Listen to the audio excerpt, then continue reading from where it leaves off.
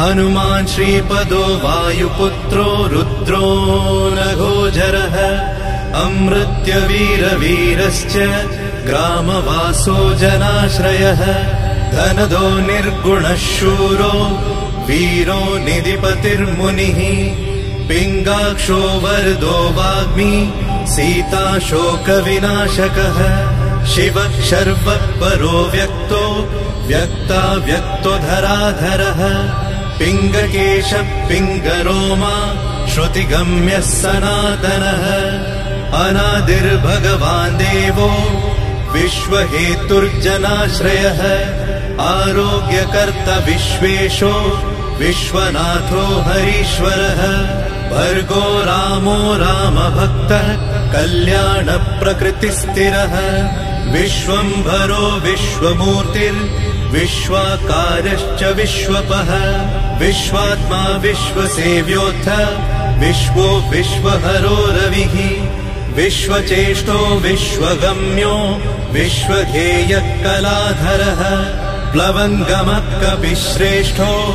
ज्येष्ठो विद्यावनेचरः बालो वृद्धो युवा तत्त्वगम्यः सुखो यजः अञ्जनासूनुरव्यग्रो ग्रामशान्तो धराधरः भूर्भुवस्वर्मर्हलोको जनो लोकस्तको व्ययः सत्यमोकारगम्यश्च प्रणवो व्यापकोमलः शिवो धर्मप्रतिष्ठाता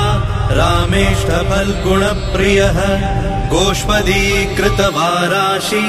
पूर्णकामो धरापतिः रक्षोघ्नपुण्डरीकाक्ष शरणागतवत्सलः जानकी प्राणदाता च रक्षप्राणापहारकः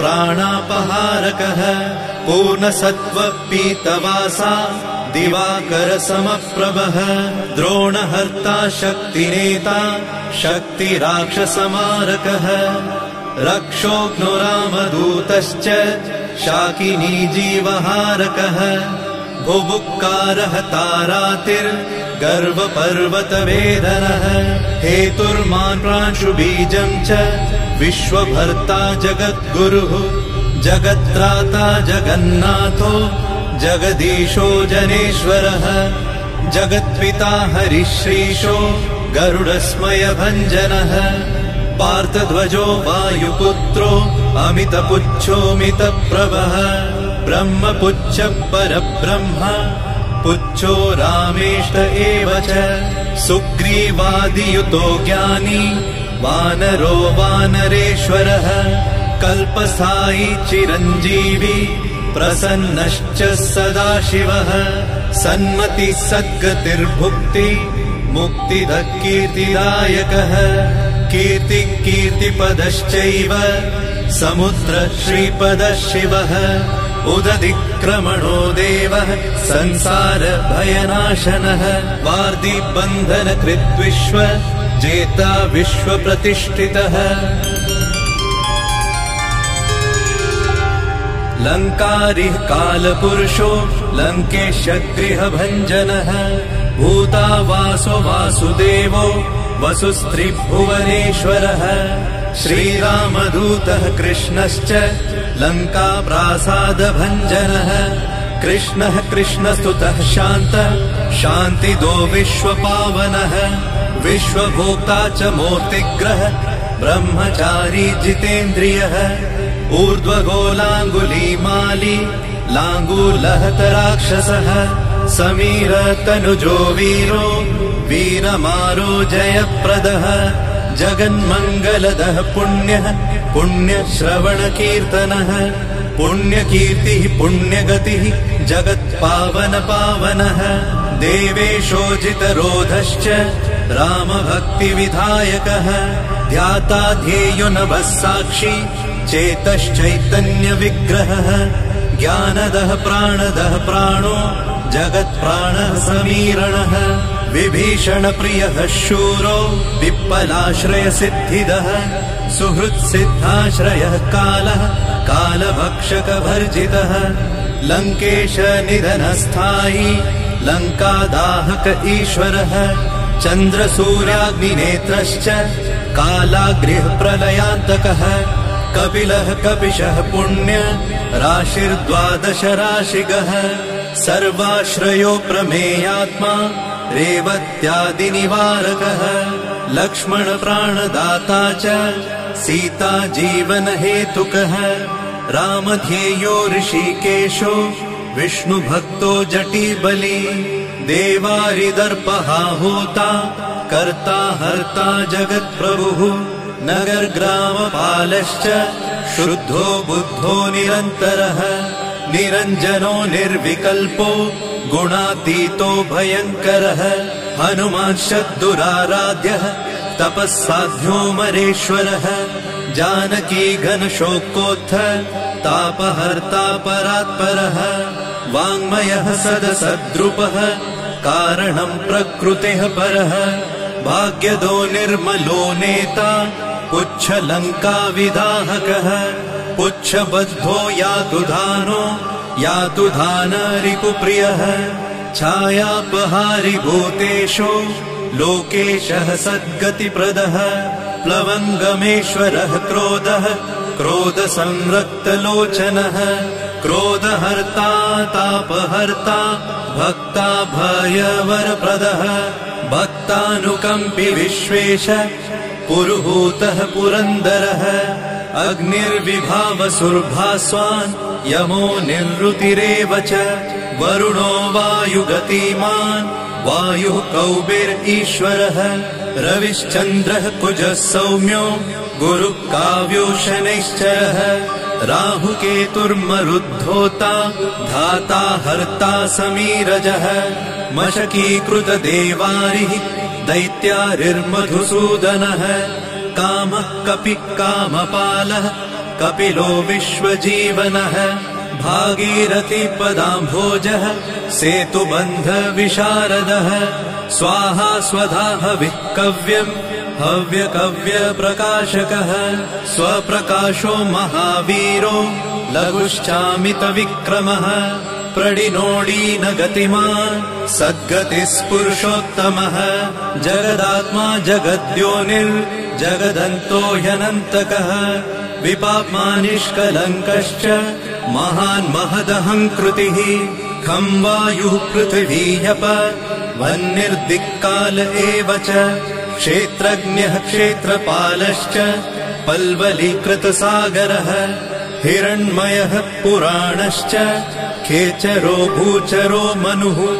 हिरण्यगर्भः सूत्रात्मा राजराजो विशाम्पतिः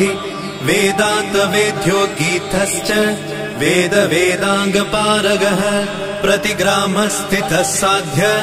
स्फूर्तिदाता गुणाकरः नक्षत्रमालिभूतात्मा सुरभिः कल्पपादपः चिन्तामणिर्गुणनिधिः प्रजापतिर्नुत्तमः पुण्यश्लोकः पुरारातिर्ज्योतिष्मान् शार्वरीपतिः किलिकिल्यारवत्रस्त भूतप्रेतपिशाचकः ऋणत्रयहरः सूक्ष्मः स्थूलः सर्वगतः पुमान् अपस्मारहरः स्मर्ते श्रुतिर्गाथा स्मृतिर्मनुः स्वर्गद्वारः प्रजाद्वारो मोक्षद्वारं कपीश्वरः नादरूपः परब्रह्म ब्रह्म ब्रह्मा पुरातनः एको नैको जनः शुक्ल स्वयं ज्योतिरनाकुलः ज्योतिर्ज्योतिरनादिश्च सात्विको राजसत्तमः तमोहर्ता निरालम्बो निराकारो गुणाकरः गुणाश्रयो गुणमयो बृहत्कायो बृहद्यशाः बृहद्धनुर्बृहत्पादो बृहन्मूर्धा बृहत्स्वनः बृहत्कर्णो बृहन्न्यासो बृहन्नेत्रो बृहद्गलः बृहद्यत्नो बृहच्चेष्टो बृहत्पुच्छो बृहत्करः बृहद्गतिर्बृहत्सेव्यो बृहल्लोकफलप्रदः बृहच्छक्तिर्बृहद्वाञ्छा फलदो बृहदीश्वरः बृहल्लोकनुतो द्रष्टा विद्यादाता जगद्गुरुः देवाचार्यः सत्यवादी ब्रह्मवादी कलाधरः सप्तपातालगामी च मलयाचल संश्रयः उत्तराशास्थितः श्रीदो दिव्यौषधवशः खगः शाखा मृगः कपीन्द्रश्च पुराणः श्रुतिसञ्चरः चतुरो ब्राह्मणो योगी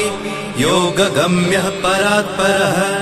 अनादिनिधनो व्यासो वैकुण्ठः पृथिवीपतिः पराजितो जिताराशिः सदानन्दश्च ईशिता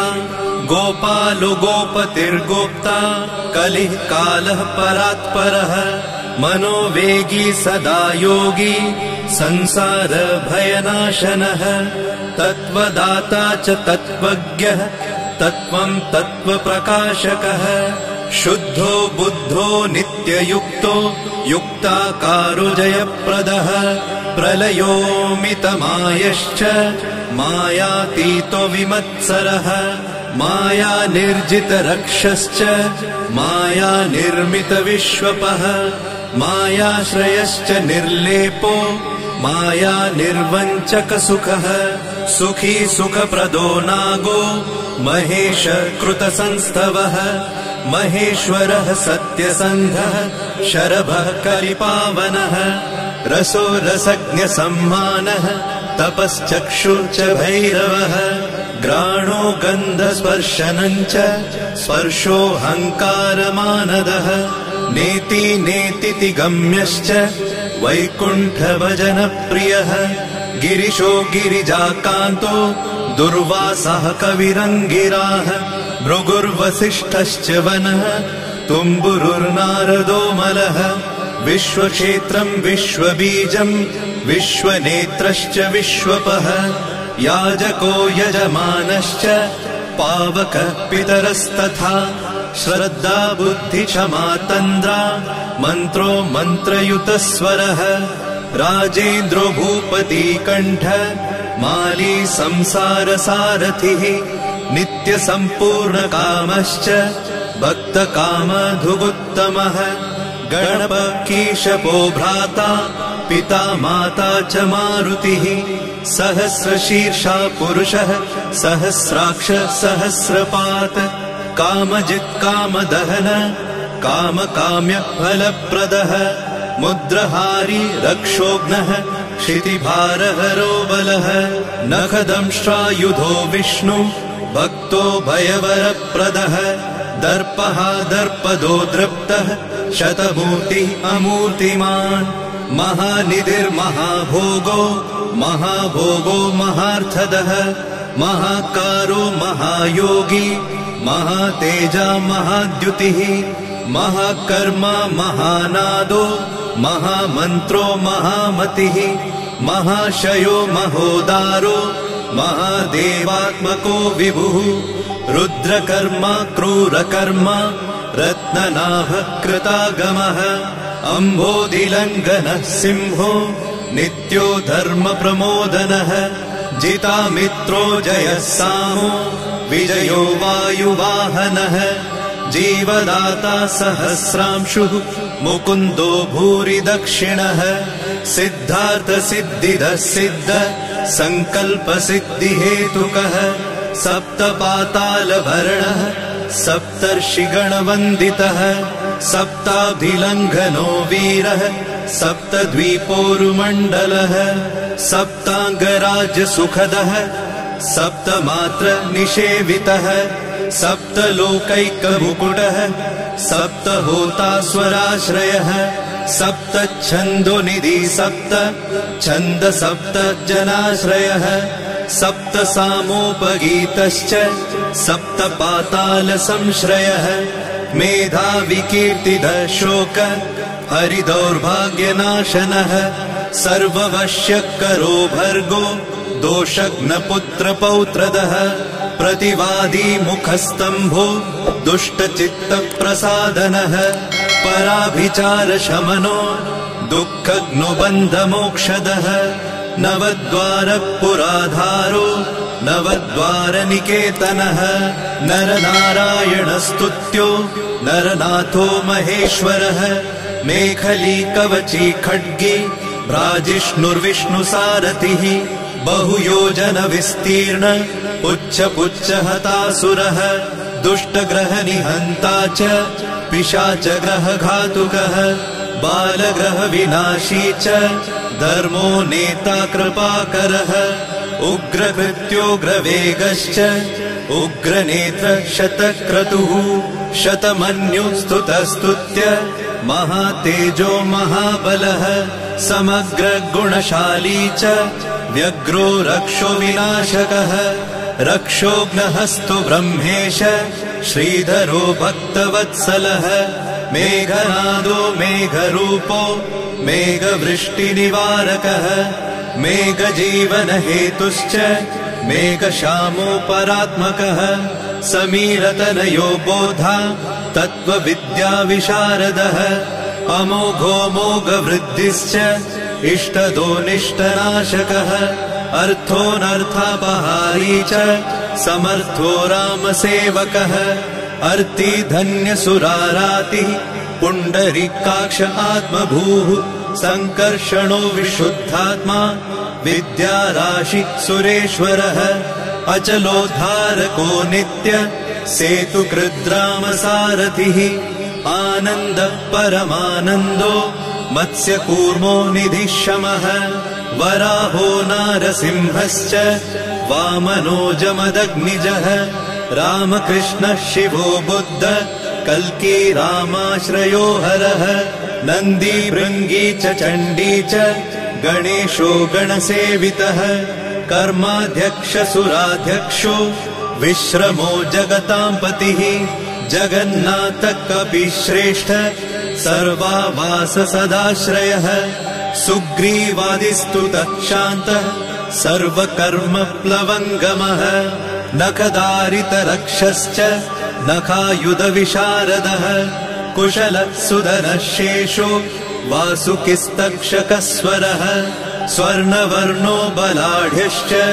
रामपूज्यो घनाशनः कैवल्यदीपकैवल्यो गरुडपन्नगो गुरुः किल्यारावहताराति गर्वपर्वतभेदनः वज्राङ्गो वज्रवेगश्च भक्तो वज्रनिवारकः नखायुधो मणिग्रीवो ज्वालामाली च भास्करः प्रौढप्रतापसपनो भक्ततापनिवारकः शरणं जीवनं भोक्ता नानाचेष्टो ह्यचञ्चलः सुस्वस्थोष्टास्य हा दुःख शमनः पवनात्मजः पावनः पवनः कान्तो भक्तागः सहनो बलः मेघनादरिपुर्मेघ नादसंहृतराक्षसः क्षरोक्षरो विनीतात्मा वानरेश सताङ्गतिः श्रीकण्ठ शितिकण्ठश्च सहाय सहनायकः अस्थूलस्त्वननुर्भर्गो देव संसृतिनाशनः अध्यात्मविद्यासारश्च अध्यात्मकुशलः सुधिः अकल्मषः सत्यहेतु सत्यगः सत्यगोचरः सत्यगर्भः सत्यरूपः सत्यसत्यपराक्रमः अञ्जनाप्राणलिङ्गश्च वायुवंशोद्भवः सुधिः भद्ररूपो रुद्ररूपः सुरूपश्चित्ररूपधृत् मैनाकवन्दितः सूक्ष्म दर्शनो विजयो जयः क्रान्तदिग्मण्डलो रुद्रः प्रकटीकृतविक्रमः कम्बुकण्ठप्रसन्नात्मा हृस्वनासो वृकोदरः लम्बोष्ठकुण्डलिचित्र मालियोगविदाम्बरः विपश्चित्कविरानन्द विग्रहोऽनन्यशासनः फल्गुनीसूनुरव्यग्रो योगात्मा योगतत्परः योगवेद्यो योगकर्ता योगयोनिर्दिगम्बरः अकारादिक्षकारान्त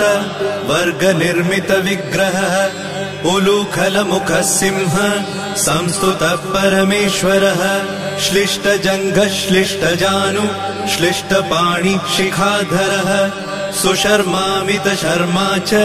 नारायणपरायणः जिष्णुर्भविष्णुरोचिष्णुर् ग्रसिष्णुस्थाणुरेव च हरिरुद्रानुकृद्वृक्ष कम्पनो भूमिकम्पनः गुणप्रवाह सूत्रात्मा वीतरागस्तुतिप्रियः नागकन्या भयध्वंसी रुक्मवर्णः कपालभृत अनाकुलो भवोपायो न पायो वेदपारगः अक्षरः पुरुषो लोक नाथो रक्ष प्रभुर्दृढः अष्टाङ्गयोगफलभुक सत्यसन्धत्पुरुष्टतः श्मशानस्थाननिलय प्रेतविद्रावणक्षमः पञ्चाक्षरः पञ्च मातृकोरञ्जनध्वजः योगिनी वृन्दवन्द्यश्च शत्रुघ्नोऽनन्तविक्रमः ब्रह्मचारीन्द्रियरिपुर्धृतदण्डो दशात्मकः अप्रपञ्चः सदाचार शूरसेनविदारकः वृद्धप्रमोदश्चानन्द सप्तजिह्वापतिर्धरः नवद्वारपुराधार प्रत्यग्रसामगायकः षट्चक्रधाम स्वर्लोको भयहृन्मानदो मदः सर्ववश्यकरः शक्तिर्नेता चानन्तमङ्गलः अष्टमूर्तिर्धरो नेता विरूपस्वरसुन्दरः धूमकेतुर्महाकेतु सत्यकेतुर्महारथः नन्दिप्रियः स्वतन्त्रश्च मेखलिः समरप्रियः लोहाङ्ग सर्वविद्धन्वि षट्कलः शर्व ईश्वरः फलभुक्फलहस्तश्च सर्वकर्मफलप्रदः धर्माध्यक्षो धर्मफलो धर्मो धर्मप्रदोऽर्थदः पञ्चविंशतितत्त्वज्ञ स्तारक ब्रह्म तत्परः त्रिमार्गवसतिर्भीमः सर्वदुःखनिबर्हणः ऊर्जस्वान्निर्गलः शूली मालिगर्भो निशाचरः रक्ताम्बरधरो रक्तो रक्तमाला विभूषणः वरमाली शुभाङ्गश्च श्वेतश्वेताम्बरो युवा जयो जय परिवारः सहस्रवदनः कविः शाकिनी डाकिनी यक्ष रक्षो भूतौघभञ्जनः सद्यो जातः कामगतिर्ज्ञानमूर्तिर्यशस्करः शम्भुतेजा सार्वभौमो विष्णुभक्तप्लवङ्गमः चतुर्नवतिमन्त्रज्ञ पौलस्त्यबलदर्पः सर्वलक्ष्मीप्रदः श्रीमान् अङ्गदप्रिय ईडितः स्मृतिर्बीजम् सुरेशानः संसारभयनाशनः उत्तमः श्रीपरिवार श्रीभूदुर्गा च कामदृक् सदा गतिर्मातरिष्वा रामपादाब्जषट्पदः नीलप्रियो नीलवर्णो नीलवर्णप्रियः सुहृत् रामदूतो लोकबन्धु रन्तरात्मा मनोरमः श्रीरामध्यानकृद्वीरः सदा किं पुरुषस्तुतः रामकार्यान्तरङ्गश्च शुद्धिर्गतिर्नामयः पुण्यश्लोकपरानन्द परेश प्रियसारथिः लोकस्वामी मुक्तिदाता सर्वकारणकारणः महाबलो महावीरः पारावारगतिर्गुरुः समस्तलोकसाक्षी च समस्तसुरवन्दितः सीता समेत श्रीराम पादसेवाधुरन्धरः इति श्री आञ्जनेय सहस्रनाम स्तोत्रम् सम्पूर्णम्।